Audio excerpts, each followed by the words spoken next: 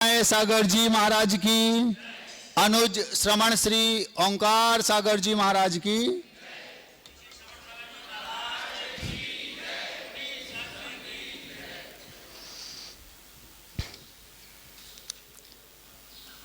मैं आप लोगों को गुरु मंत्र देना चाहता हूं। महाराज जल्दी दे दो, प्रवचन बाद में करना, बहुत जरूरत है मंत्र की।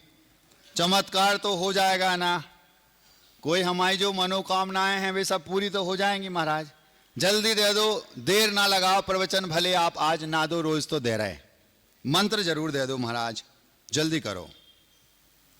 वो मंत्र ऐसा मंत्र नहीं है जिसे आप माला में फेर सकें।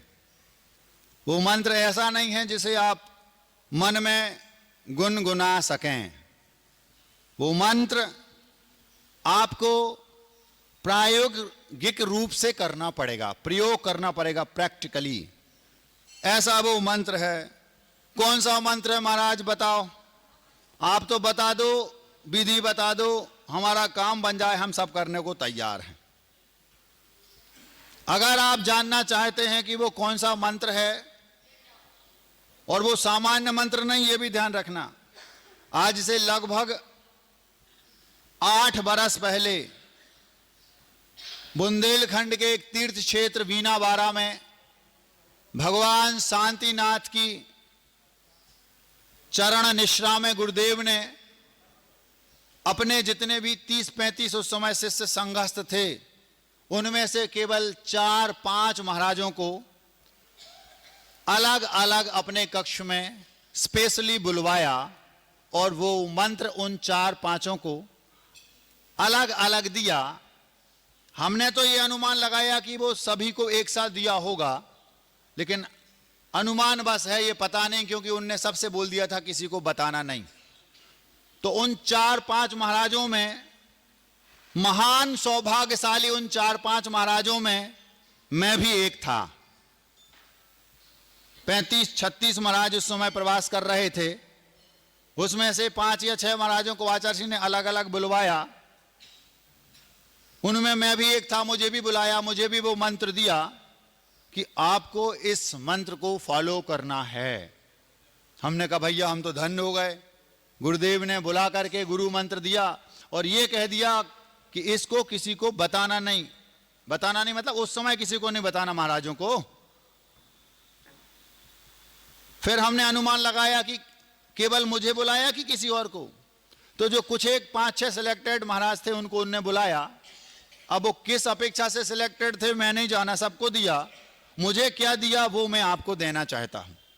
हमें ऐसा लगा शायद सबको वो ही दिया होगा एक सा, लेकिन चूंकि पूछ नहीं सकते, कोई किसी से बताया नहीं, तो अनुमान बस लगाया, हो सकता है सबको अलग अलग दिया हो।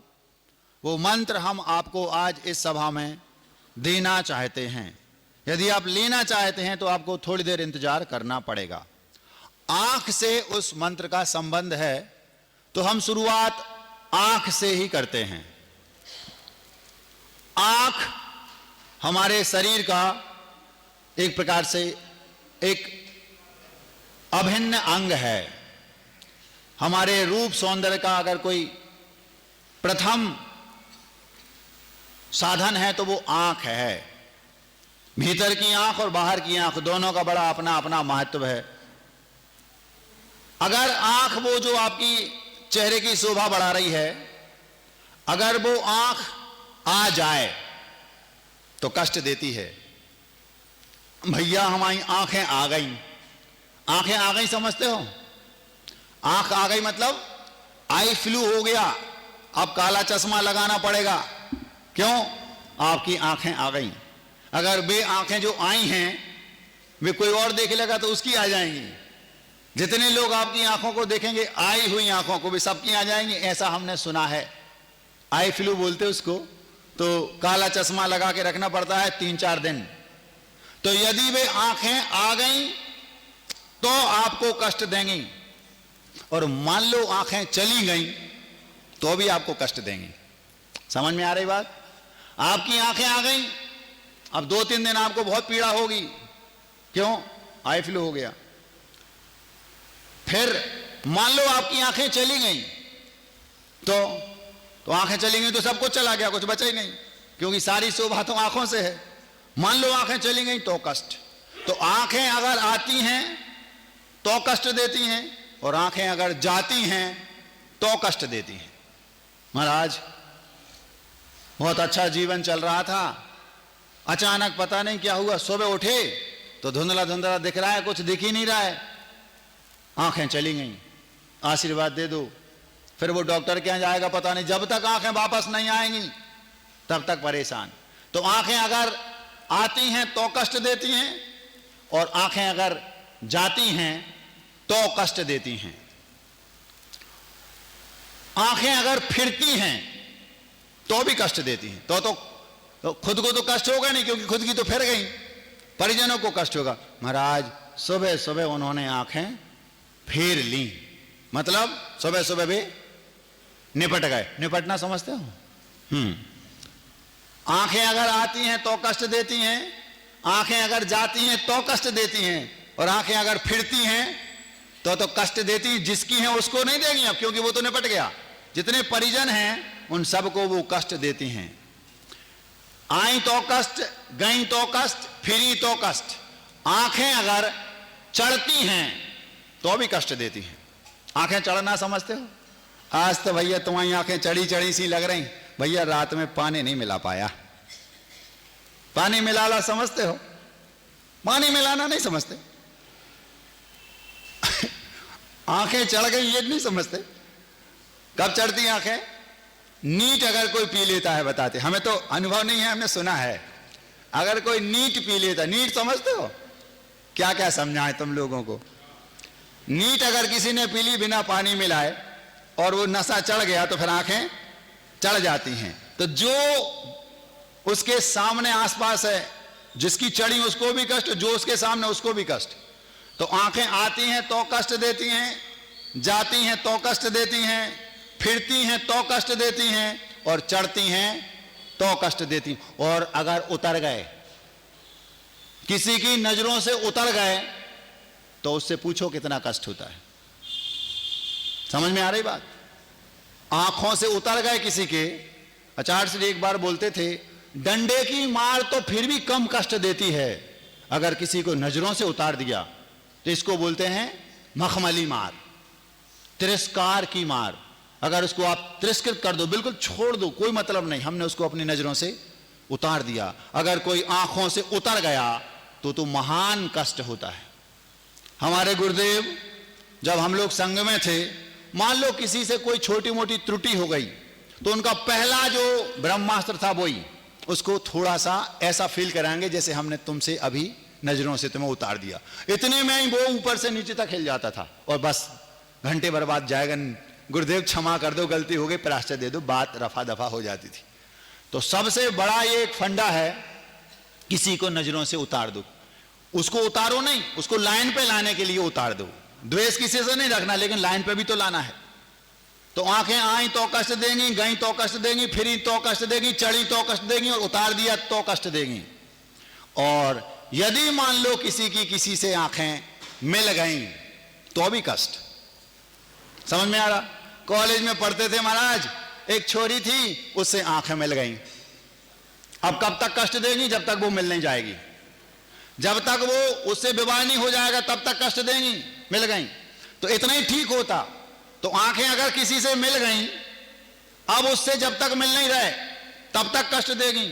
और विवाह हो गया, और विवाह होने के थोड़े ही दिन बीते, फिर जिंदगी भर का कष्ट। आंखें मिली, कैसा कष्ट सुनो। हम लोग अभी बिहार करके आ रहे थे, तो ओंकार सागर जी ने हमें बताई, वही बात हम आपको बता दे रहे। एक सज्जन आए होंगे, उनका विवाह हो गया, 4-5 साल विवाह को हो गए। मतलब कॉलेज में जब वो पढ़ते होंगे तो किसी से उनकी आंखें मिल गईं।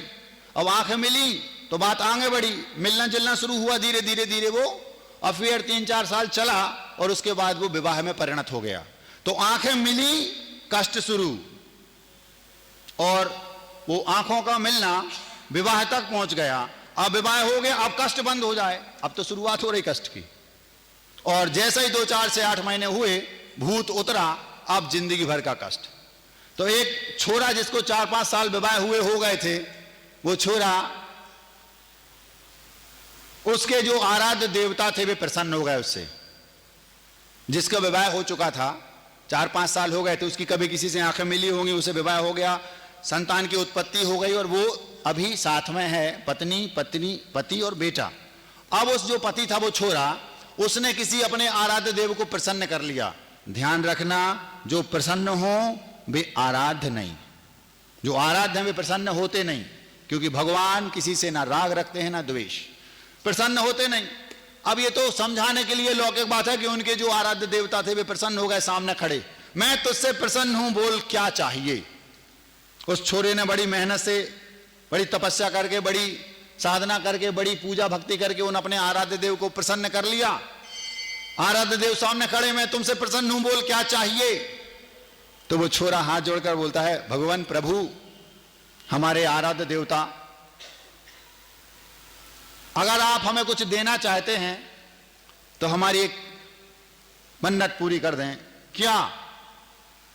प्रभु, मुझे हमारे 5 साल पुराने जीवन में वापस भेज दो। 5 साल पुराने जीवन कौन? जब आंखें मिली नहीं थी, शादी नहीं हुई थी, बच्चे कुछ नहीं था, हम जब बिना विवाह के थे, अकेले थे। जैसे ही उसने इतना बोला कि भगवान, मुझे बड़ी मशक्कत के बाद तो भगवान प्रसन्न हुए सामने खड़े, और वो भगवान से बोलता, भगवान अगर आप मुझे कुछ देना चाहते हैं, वर देना चाहते हैं, तो प्रभु मुझे इतनी कृपा कर दो, मुझे हमारे 5 साल पुराने पिछले जीवन में लौटा दो जब मेरा विवाह नहीं हुआ था। वे उनके आराध्य देवता भाग गए,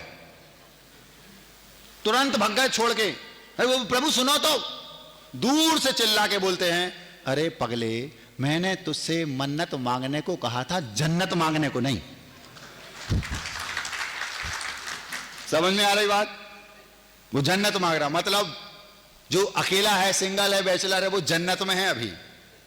और अगर आंख मिल गई तो कष्ट देगी, जब तक जिससे मिली उससे ना मिल लो तब तक कष्ट देगी, और मिल लिया, बात आगे बढ़ गई, विवाह हो गया, फिर उसके बाद 2-4-6 वर्ष महीने बीत गए, फिर तो जिंदगी भर कष्ट।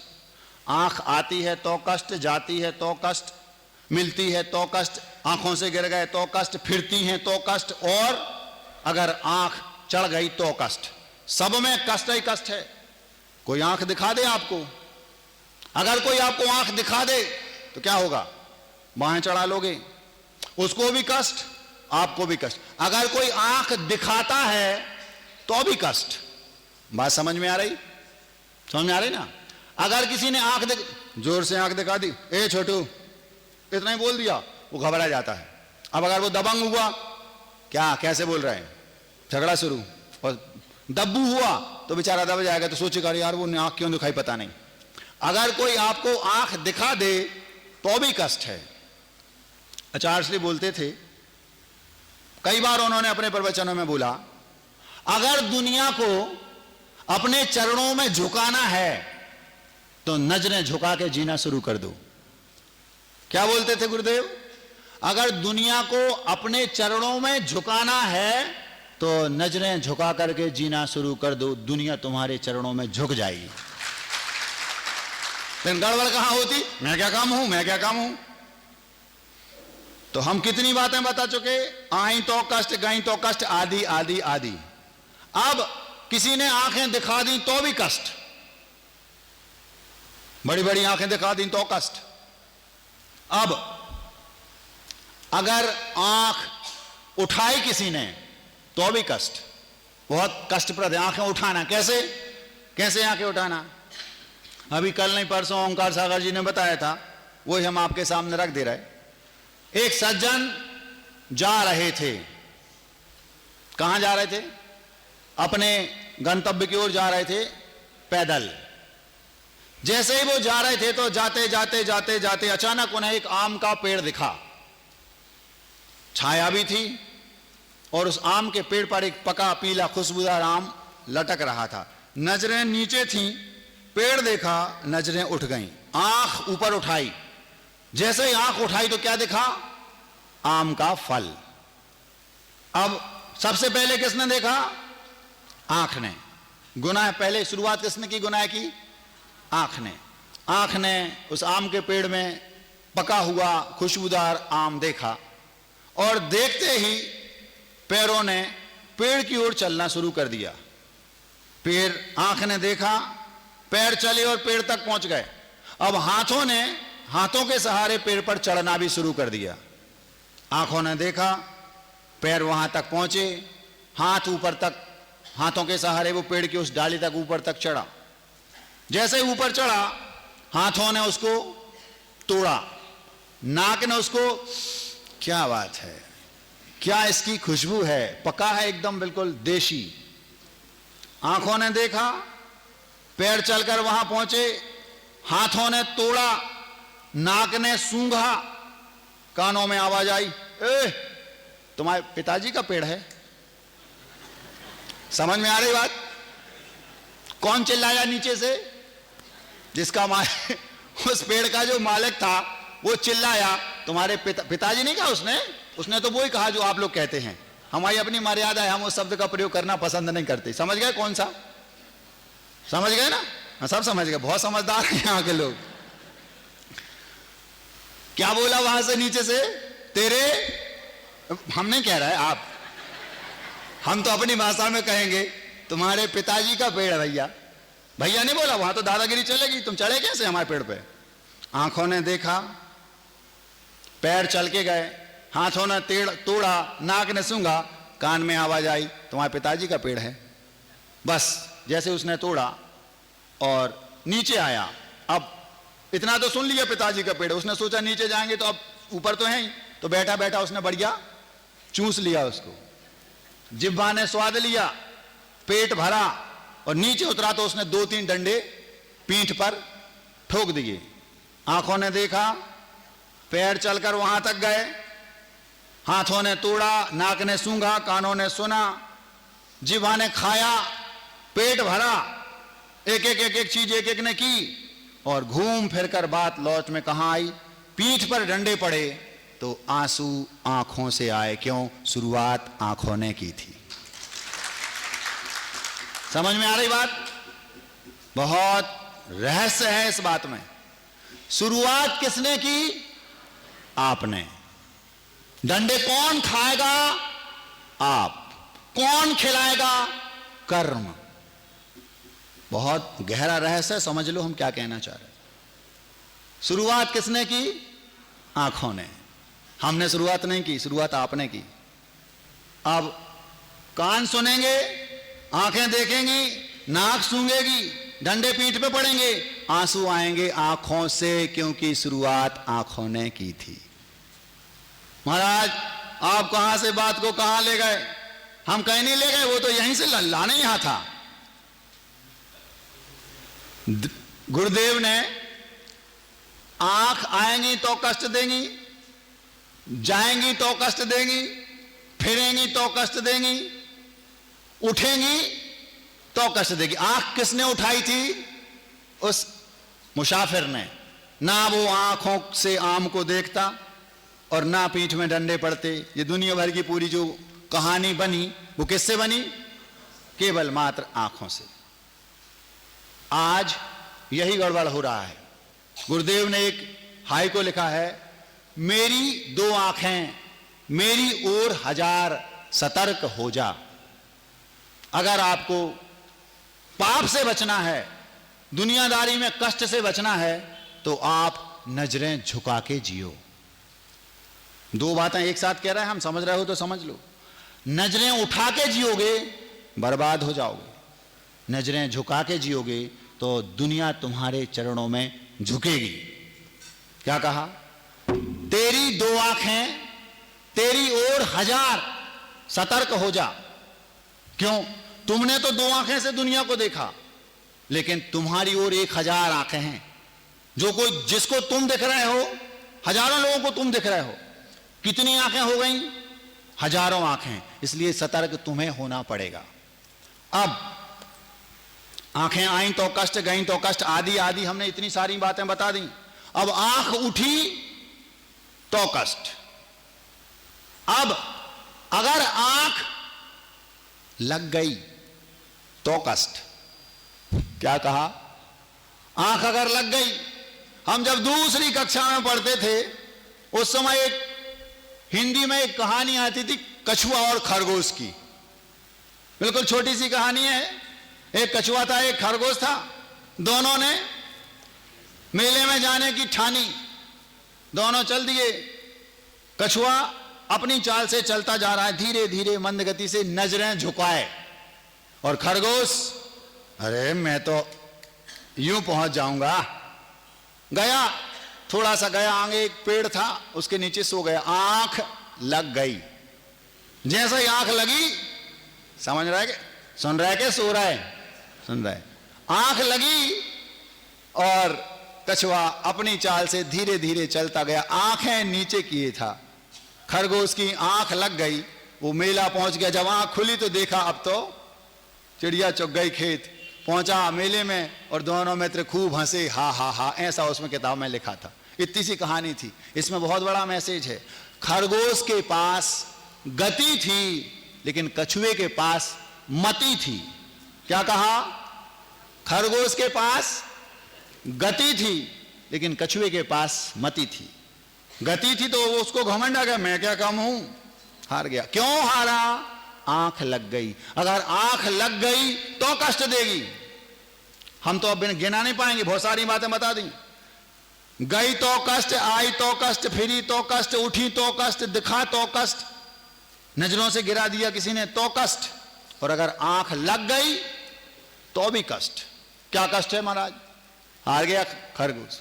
आप गाड़ी चला रहे हो, अभी कुछ दिन पहले दिल्ली से 4 बच्चे आए थे। सुबह सुबह 3-4 बजे यहां से 100 किलोमीटर दूर उनके ड्राइवर की आंख लग गई। 70-80 लोग थे, पूरे भड़बड़ा गए। पूरी गाड़ी बहक गई, किसी डंपर में टकरा गई। वो तो अच्छे काम के लिए आ रहे थे, सो किसी को कुछ नहीं हुआ, छोटी मोटी खरोंचें आई बस। क्यों? महाराज ड्राइवर की आंख लग गई। अगर आंख लग गई तो कष्ट। आपकी आंख लग गई और घर में चोर घुसे और सब उड़ा लेगा। क्यों? आपकी आंख लग गई थी। चौकीदार की आंख लग गई तो गड़बड़ हो जाएगा। आपकी लग गई तो कष्ट, ड्राइवर की लग गई तो कष्ट, और खरगोश की लग गई तो कष्ट। कई लोग इस सभा में ऐसे बैठे हैं, आज तक उनकी आंख खुली नहीं, अभी तक आंखें बंद ही हैं। महाराज दोनों खुली हैं, धोके आए हैं, पूरी आंखें बड़ी बड़ी दिख रही। बाहर की आंखों की बात नहीं कर रहे हैं हम, भीतर की आंखों की बात कर रहे हैं। जब तक तुम्हारे नगर में गुरु महाराज आए हैं, समय पर अपनी आंखें खोल लो, नहीं तो कर्म तो खुलवा के रहेंगे। क्या कह रहे हैं हम? हाँ, कोई बात नहीं, जब जागे तभी सवेरा, जब जागे तभी सवेरा। कोई दूध का धुला है ही नहीं, सब चोर चोर मौसेरे भाई हैं। हाँ, जो हमारे आराध्य हैं वे भी कभी इसी लाइन में थे। कभी किसी पापी से घृणा मत करना, घृणा करो तो पाप से। घृणा हमेशा पाप से करो, पापी तो कल सुधर जाएगा। वो वक्त जब गुजर गया तो ये वक्त भी गुजर गया। हमें जैसे ही व्यक्ति लाइन पे आया वो हमारा सबसे पहला शिष्य है, भक्त है। क्यों? बात समझ में आ गई। हम भी कोई दूध के धुले थोड़ी थे। जिस दिन बात समझ में आई लाइन पे आ गए। जिसको जब समझ में आ जाए तब से उसके दिन की शुरुआत हो गई। क्या हो गई? क्या बात हो गई? हाँ, अब अगर आंख लग गई तो कष्ट। आंख को सुनते हैं, आपके यहां नजर बोलते हैं, नजर। नजर लग गई तो भी कष्ट। महाराज 5-6 दिन हो गए बेटे को नजर लग गई, कुम्हला गया है। क्या बोलते आप लोग? वो नजर लग गई, पता नहीं क्या हो गया, वो तो बिल्कुल कुम्हला गया है महाराज, नजर लग गई। कई प्रकार की नजर लगती है। हमसे किसी ने पूछा, न जाने कैसी नजर लगी है जमाने की, कोई वजह ही नहीं मिल रही है मुस्कुराने की। लोग आकर बोलते, महाराज न जाने कैसी नजर लगी है जमाने की, कोई वजह ही नहीं मिल रही है मुस्कुराने की। मतलब हम बरसों से मुस्कुरा नहीं पा रहे। क्यों? पता नहीं किसकी नजर लग गई। अब आपके दिमाग में प्रश्न उठेगा, महाराज जी मतलब नजर लगती है, उठेगा कि नहीं? प्रश्न उठेगा, महाराज इसका मतलब नजर लगती है, वो टोना टोटका, वो मिर्ची नमक आदि वो घुमाना पड़ता है, ये सब क्या लगती है कि नहीं? महाराज बीच में अब प्रसंग आ गया तो बता दो, जैनिज्म क्या बोलता है। हमने आपको एक आध महीने पहले एक कविता सुनाई थी, उसमें एक स्टेंजा था, आज लग रहा भले लगी किसी की बद्दुआ, आज लग रहा भले लगी किसी की बद्दुआ, नजर लगी है या किसी ने जादू टोना कर दिया। महाराज या तो किसी ने बद्दुआ लगा दी, या तो किसी ने जादू टोना कर दिया, और या फिर पक्का नजर लग गई। इसका जैनिज्म में क्या, जैनिज्म इसके बारे में क्या बोलता है महाराज? आज लग रहा भले लगी किसी की बद्दुआ, नजर लगी है या किसी ने जादू टोना कर दिया। टोना, बद्दुआ, नजर, ये सब अशुभ कर्म के नाम, पुण्यवान को इन्होंने आज तक नहीं छुआ। समझ में आ गया? अगर आपके पास पुण्य है, खाते में पुण्य है, अकाउंट में पुण्य है, जेब में पुण्य है, तो ना आपको नजर लगेगी, ना आपको जादू टोना होगा, और ना कोई बद्दुआ देगा। इसका मतलब क्या है? नजर लगती है, नजर तो अशुभ कर्म का, पाप कर्म का पर्यायवाची नाम है। आज लग रहा भले लगी किसी की बद्दुआ, नजर लगी है या किसी ने जादू टोना कर दिया। टोना, बद्दुआ, नजर, ये सब अशुभ कर्म के नाम, पुण्यवान को इन्होंने आज तक नहीं छुआ। इसलिए हमने आपसे कहा था, अगर आपको इन पचड़ों से बचना है, पागलों की भांति पुण्य संचय करो। पुण्य संचय के हजारों, लाखों, करोड़ों साधनों में सर्वश्रेष्ठ साधन है तो जिनेंद्र भगवान की निष्काम भक्ति।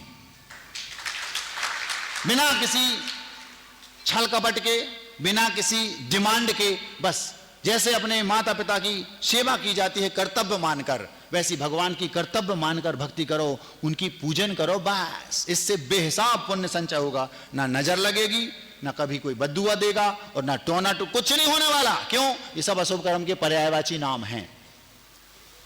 ना आंख आई तो कष्ट, गई तो कष्ट, उठी तो कष्ट, नजर, आंख लगी तो कष्ट और नजर लगी तो कष्ट। महाराज अब बचा क्या है? कुछ तो नहीं बचने दिया आपने, सब तो हो गया, अभी और बाकी है। कहते ना महाराज जी, वो हमारी नजरों के सामने जितने उठते चले गए, वे हमारी नजरों से उतने गिरते चले गए। इसमें बहुत बड़ा रहस्य, फिर से सुनो। आप नजरों के सामने तो उठते चले गए, लेकिन नजरों से गिरते चले गए। हम और हम में आप उठते चले गए। पुण्य था तो आप उठते चले गए, लेकिन नजरों में तो गिरते ही चले गए। आप लोग ऊपर उठना जानते हो, अरे नजरों में उठना सीख लो, दुनिया आपको ऊपर उठा देगी अपने आप। आप ऊपर उठना तो चाहते हो, लेकिन किसी की नजरों में ऊपर उठना नहीं चाहते। हमने बच्चों से ऊपर कहा था, साइंस से रिलेटेड है आज का ये वक्तव्य। अब हम उसको आपके सामने रखते हैं, भूमिका पूरी हमारी बन गई। महाराज जी पहले वो आप मंत्र दे रहे थे, वो गुरु मंत्र, उसका क्या हुआ? उसका संबंध आंखों से है, जल्दी ना करो, अभी देने वाले हैं, ठंडा करके खाओ नहीं तो मुंह जल जाएगा। वो मंत्र जो आज से लगभग 8 वर्ष पहले गुरुदेव ने बीना बारा में अलग से इंडिविजुअली बुला के और अलग से दिया, कहा किसी को मत बताना। देखो गुरु ने कहा था किसी को मत बताना, और हम तुम्हें बता रहे। तो महाराज जी आप आचार्य श्री की बात का अवहेलना नहीं कर रहा है, उनका मतलब था वहां किसी को मत बताना उस समय, नहीं तो सब कहेंगे, मां बोलती ना इधर अपने चहेते बच्चों को लड्डू दे देती है और कह देती किसी को बोला नहीं तो वे सब आएंगे मांगेंगे। तो उनने कहा इधर आओ, हाँ ये लड्डू लो, किसी को बताना नहीं कि लड्डू दिखाओ। वो लड्डू हम तुम्हें दे रहे, कितना चाहते होंगे हम तुम लोगों को, सोचो तो।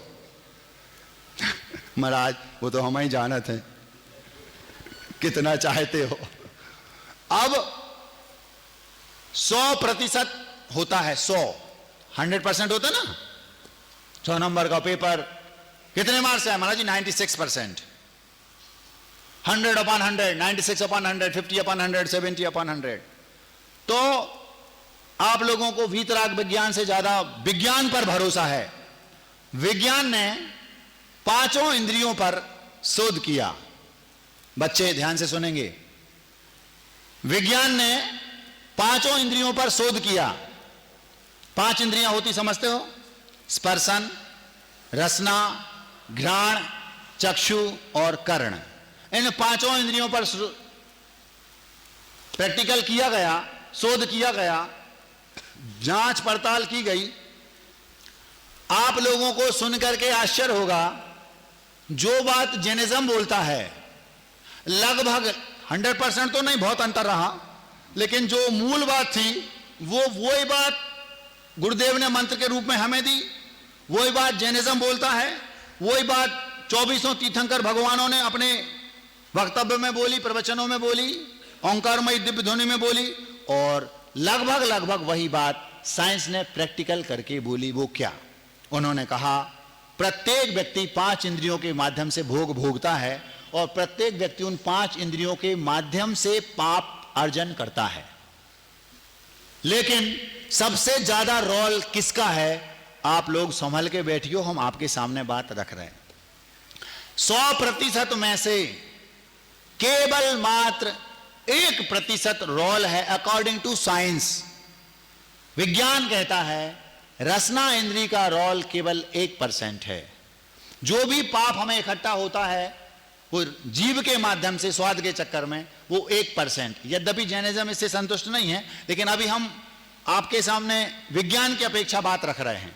तो विज्ञान कहता है, साइंस कहता है, रिसर्च करने के बाद केवल मात्र 1% पाप कर्म में सहयोग है रसना इंद्री का। रसना मतलब स्पर्शन, रसना, घ्राण, चक्षु, कर्ण, 5 इंद्रियां होती ना। स्पर्शन मतलब ये त्वचा, रसना मतलब जीभ, घ्राण माने नाक, चक्षु माने आंखें, कर्ण माने कान। 5 इंद्रियां होती और एक मन। तो 5 इंद्रियों की बात की गई तो 5 इंद्रियों में केवल 100% में से 1% हिस्सा जाता है पाप कर्म में रसना इंद्री को। मतलब सबसे कम जीव के माध्यम से पाप संचय होता है, ये विज्ञान का कहना है। फिर वो जो 2 वैज्ञानिक जिन्होंने इसको रिसर्च किया उनके नाम भी हमें मालूम है, हम नहीं बता रहे, हमारा क्या कर लोगे। 1% रसना इंद्री को जाता है, 1.5% स्पर्शन इंद्री को जाता है। कहा है शरीर, केवल मात्र 1.5% स्पर्शन इंद्री को जाता है। 1% रसना को, 1.5% स्पर्शन को। स्पर्शन, रसना, घ्राण 3.5% पाप अर्जन में काम करती है। तो नाक, घ्राण इंद्री, कितनी इंद्री हो गई? 3। कितने हो गए? 3.5 और 1.5, 5 और 1, अभी 6% मात्र निपटा है। आप लोगों को जान करके आश्चर्य होगा, केवल 1% रसना, 1.5% स्पर्शन और 3.5% घ्राण, 3 इंद्रियों ने 6% में हिस्सा अपना ले लिया। इतना पाप इन 3 इंद्रियों के माध्यम से होता है जो हम 100% कमाते उसमें। अब 11% हिस्सा जाता है तो कानों को।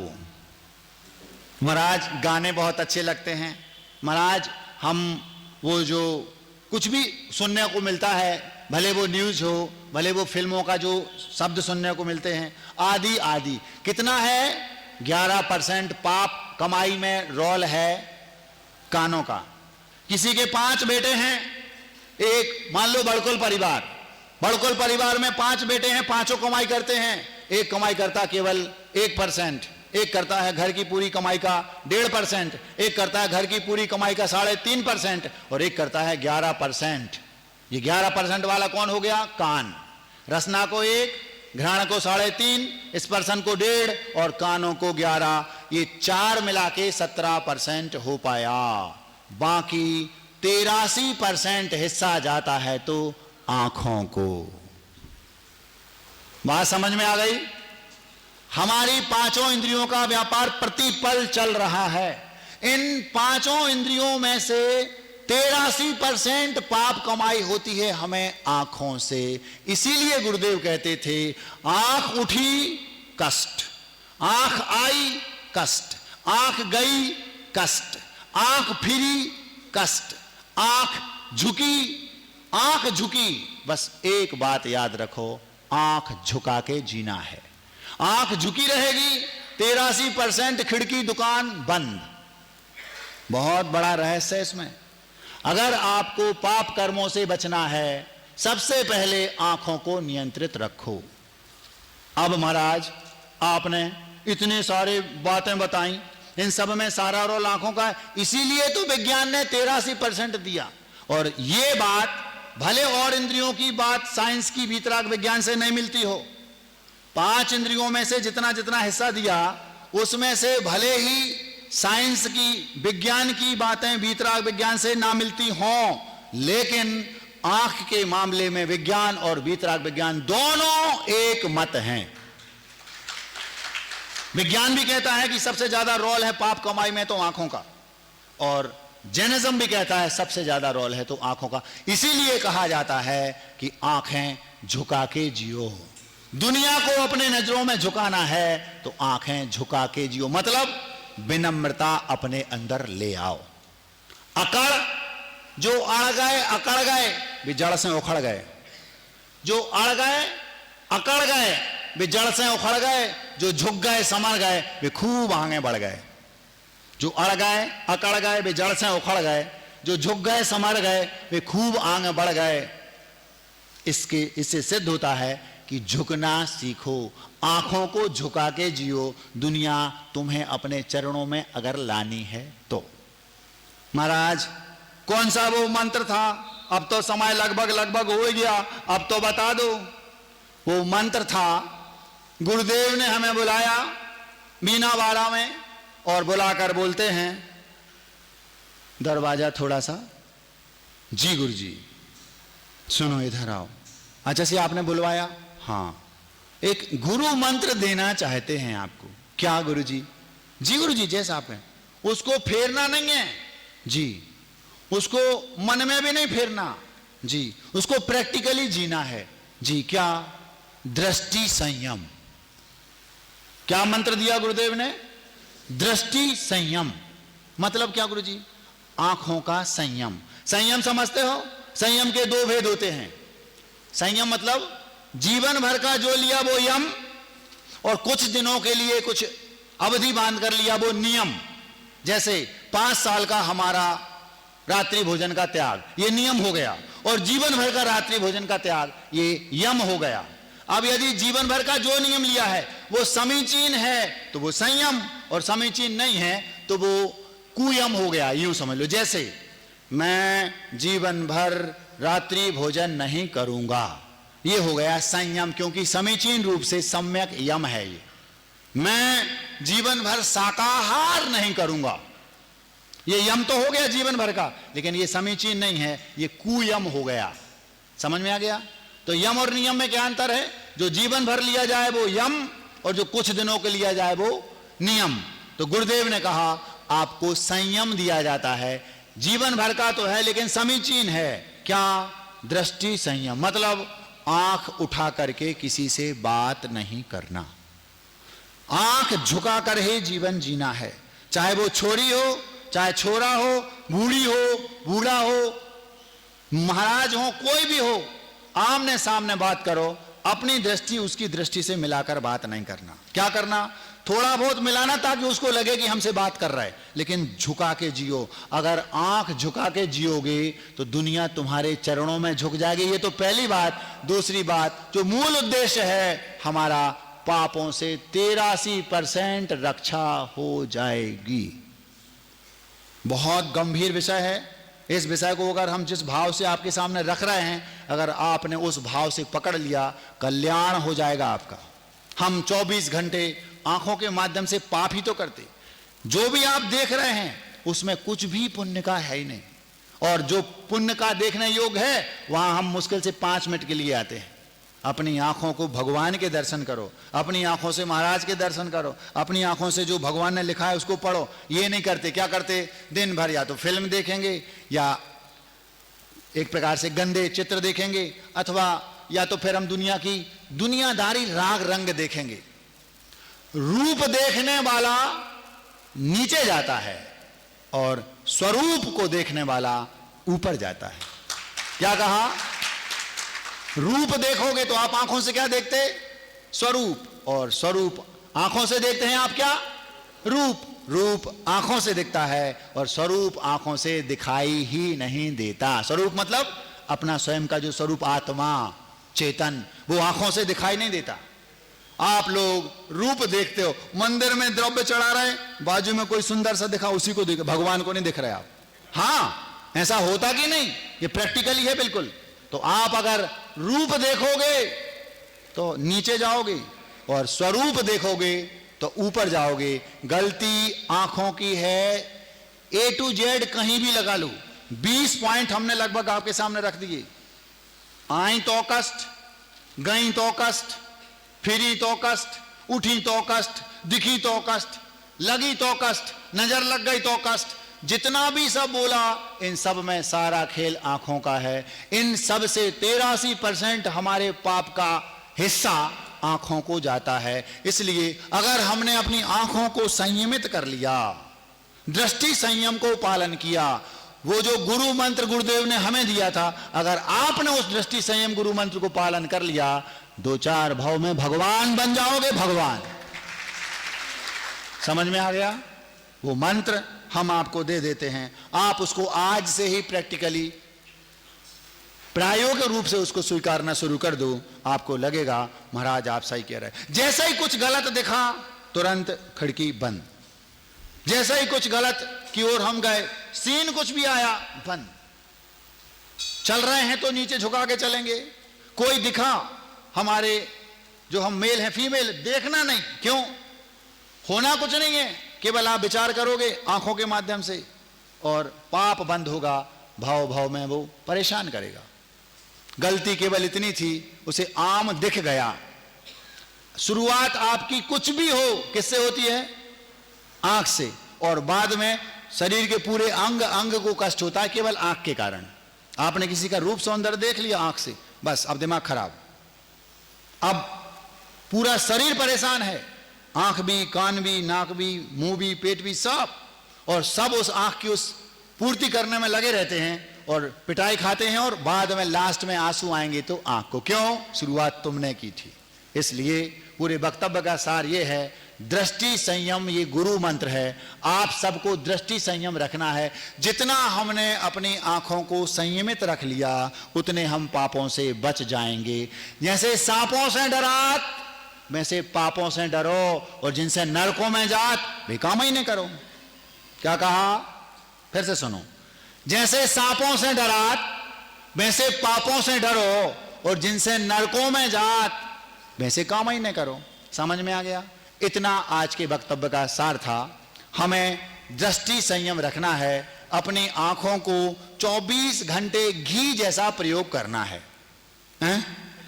घी जैसे मतलब? घी जैसे मतलब आप नहाने जाते हो, पानी का कैसे प्रयोग करते? महाराज हम तो जाते हैं, सावर चालू कर देते, घंटे भर नहाते, हमारे नहाने के बाद भी सावर नहाता रहता है। मतलब चालू है। उसका पानी का उपयोग आप कैसे करते हो आपको पता है, और घी का प्रयोग कैसे करते हो बताओ जरा। अरे महाराज 1000 का 1 किलो है, बताते 2000 का है। सुनने में हमने आया वो शांति धारा वाला 2-2.5 हजार का 1 किलो है, गिर गाय वाला 2500 का है। नहाओगे घी से? तिरछी पर महाराज, हमारे महाराज कह रहे हैं वो घी निकालते तो तिरछी परी से। परी मतलब जो घी का निकालने का एक यंत्र होता है, तिरछी करके निकालते। भैया घी है 2000-2500 का 1 किलो है। तो आंखों को घी जैसा प्रयोग करना शुरू कर दो, पापों से बच जाओगे, बच जाओगे, बच जाओगे। हम ज्यादा कहना नहीं चाहते, समय 5 मिनट ज्यादा हो गया, क्षमा तो नहीं मांगेंगे, लेकिन फिर भी क्या कहा?